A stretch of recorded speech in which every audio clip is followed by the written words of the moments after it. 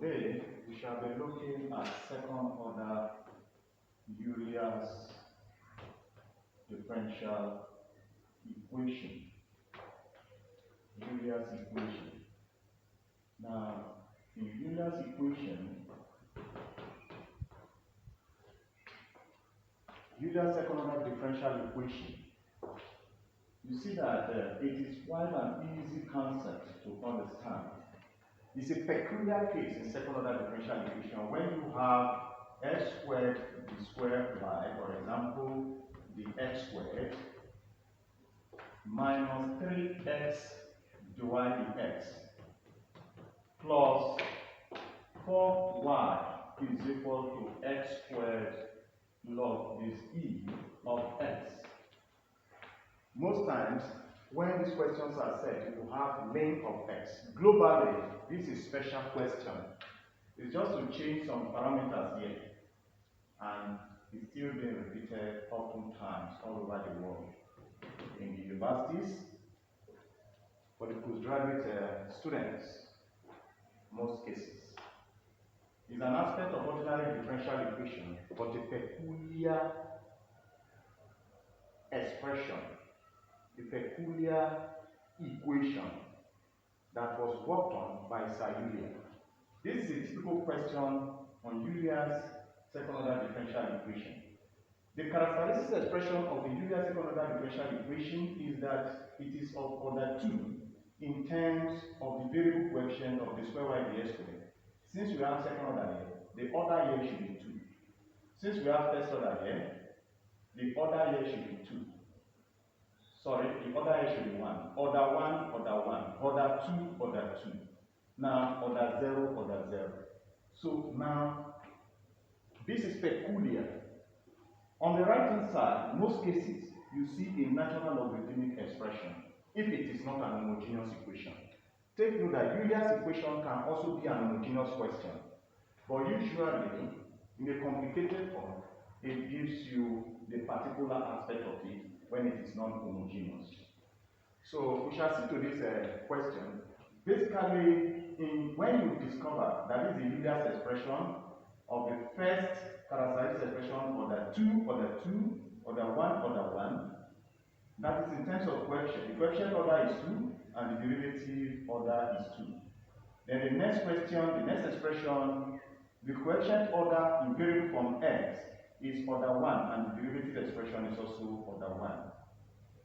So we now insert the derived function of Sir Eulier, which we may not go into detail deriving because most times questions are sets and not derivations. So we now have to apply Eulier's derivation relationship, which are x is equal to exponential t.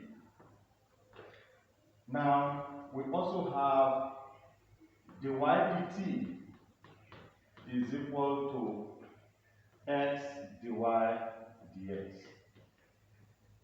And the third one, which is the second order expression of d square y dt squared, is equal to x squared d square y dx squared plus x dy dx.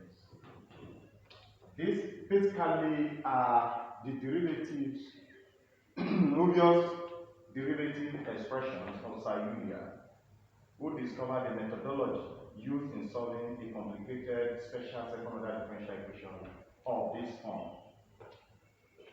We go back gradually and review the expression and turn it to the y dt translation, the square y dt square translation. So we'll be having the first expression here will now become, based on this relationship, will now become x squared d square y dx squared is equal to d square y dt squared minus x dy dx. So this is what will fit in here. Now, when that fits in, we'll be having, from this equation now, this expression, the question expression, it now turns to d square y dt squared. Basically, minus x dy dx. The whole of this is replacing this minus 3x dy dx plus 4y equal to x squared ln of x.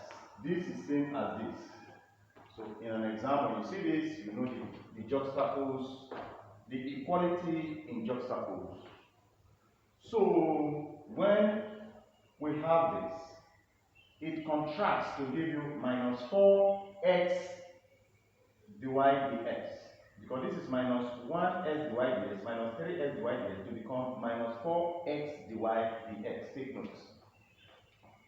So that we already have x dy dx is dy dt. This expression now becomes d square y dt squared minus 4 dy dt plus 4y is equal to, we also look at x squared here. Note too that by virtue of this relationship, x equal to exponent t. And that is to say, x squared is equal to exponent 2t. Based on exponential relationship, x squared multiplied by 2 to the x squared equal to 2t. Then the ln of x, as you see from laws of logarithm, log base e of x, ln of x, ordinarily will not give you t log e base e. From here, when we introduce logarithms to both sides, this is what you will get. So this is typically a transformation expression. Take note. Because based on x equal to exponential t, when you square both sides, you have this. These are complete replacements for this. And this, log base e to base e is 1. So definitely this is going to give you t when t multiplies 1.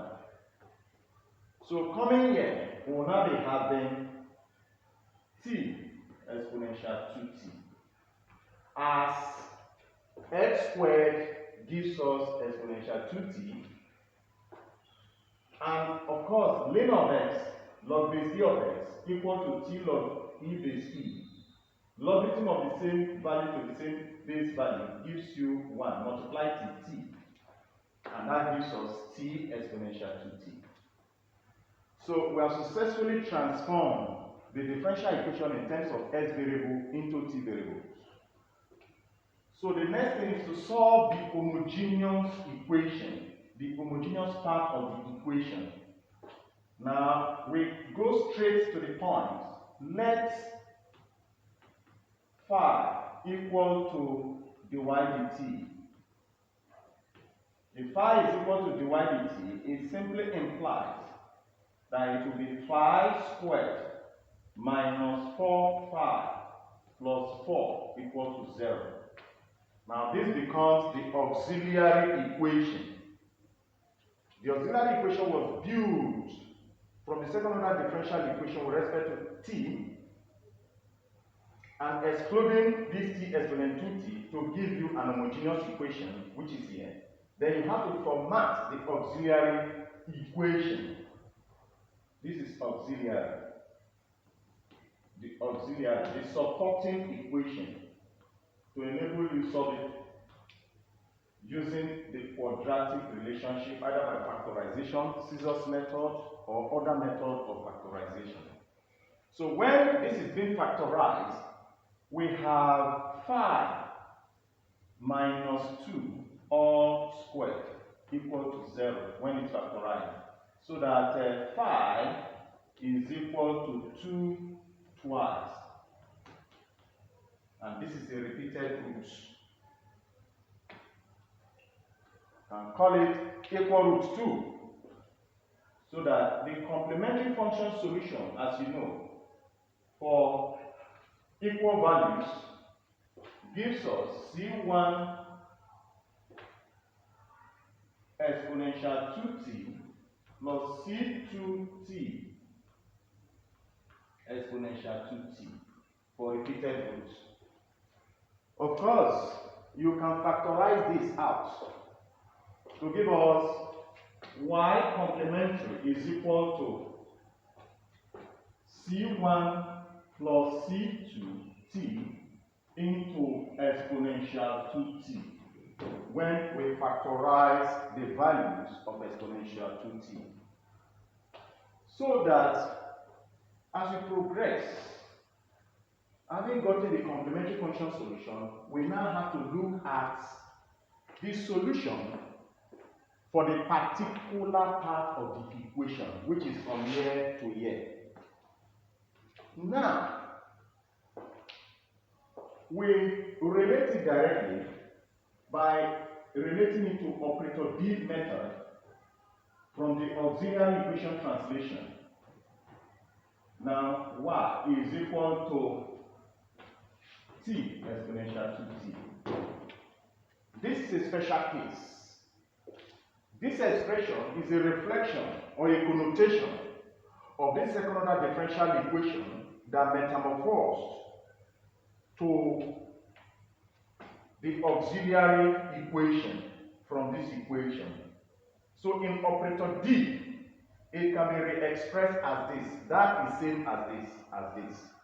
So it is reflected to get the value of n, which is equal to 2. It was through this operator decompression that gave us this power 2. The power 2 now gives us the hedge to search for the particular whose expression is t raised to the power n plus 1 exponential 2t divided by n plus 1 factorial. For a typical problem of this sort, this is the relationship for the y particular. So that the y particular gives us yp is equal to t raised to the power 2 plus 1, 3 exponential 2t divided by 3 factorial, which is 6. 3 factorial is 6. Since 3 factorial is equal to 3 times 2 times 1, which is equal to 6, that is how we got to 6 here.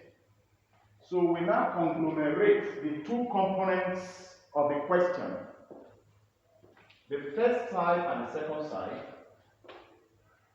When transform the first side and the second side in terms of t, and that gives us y total is equal to y complementary plus y particular.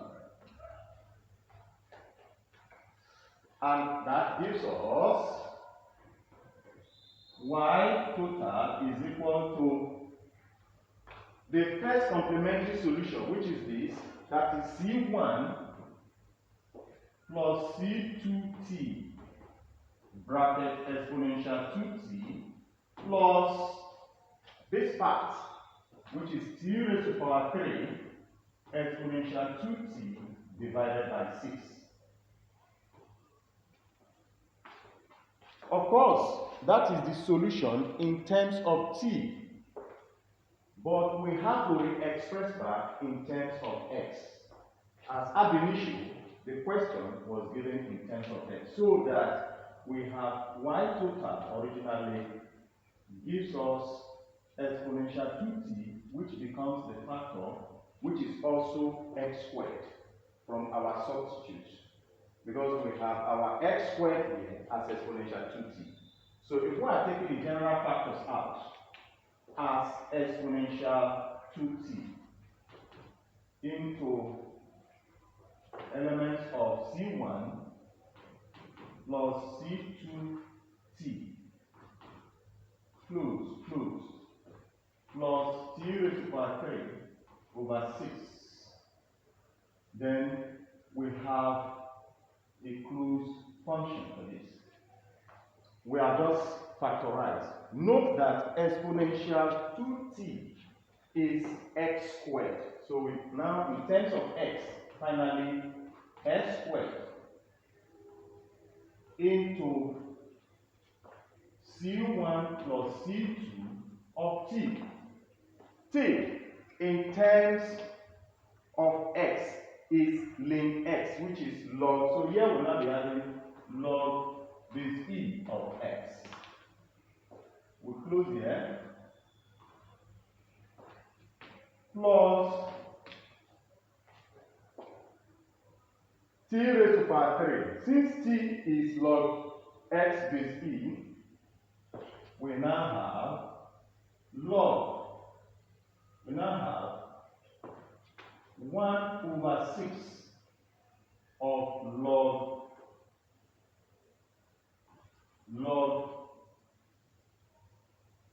base e of x, or raised to power 3.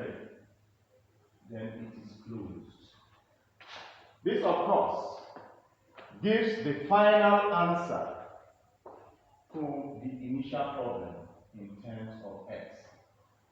Remember the last stage, that exponential 2t becomes x squared into c1 plus c2 log x base e plus 1 over 6.